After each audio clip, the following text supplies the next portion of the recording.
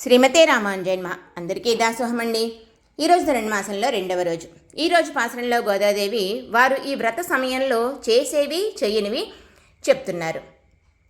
ఆనాడు శ్రీరామచంద్ర ప్రభు పట్ల హనుమకి ఎంతటి భక్తి స్నేహం ఉన్నాయో అంతటి భక్తి స్నేహం మాకు కూడా కృష్ణ పరమాత్మ పట్ల ఉన్నాయి అని చెప్తున్నారు. విశ్వామిత్రుడు శ్రీరాముని నిద్రాకాలిక సౌందర్యాన్ని చూసి ముగ్ధుడైపోయి ఆయన్ని మేలుకొల్పడానికి వచ్చి ఎలా అయితే మరిచి మంగళం పాడారో అలాగే మేము కూడా క్షీరాబ్దిలో యోగ నిద్రలో ఉన్న పరమాత్మ పాదాలకు మంగళం పాడతాము అంటున్నారు గోపికలు. దండకారణ్యంలో శుష్కించిన ఋషుల శరీరాలు చూసి రాముని మనసు ఎలా అయితే ద్రవించిపోయిందో అలాగే కృష్ణుడి మనసు కూడా ద్రవించేలా మేము కూడా మా శరీరాన్ని శుష్కింపచేసుకుంటాము, నెయ్యి తినము పాలు త్రాగము అంటున్నారు గోపికలు.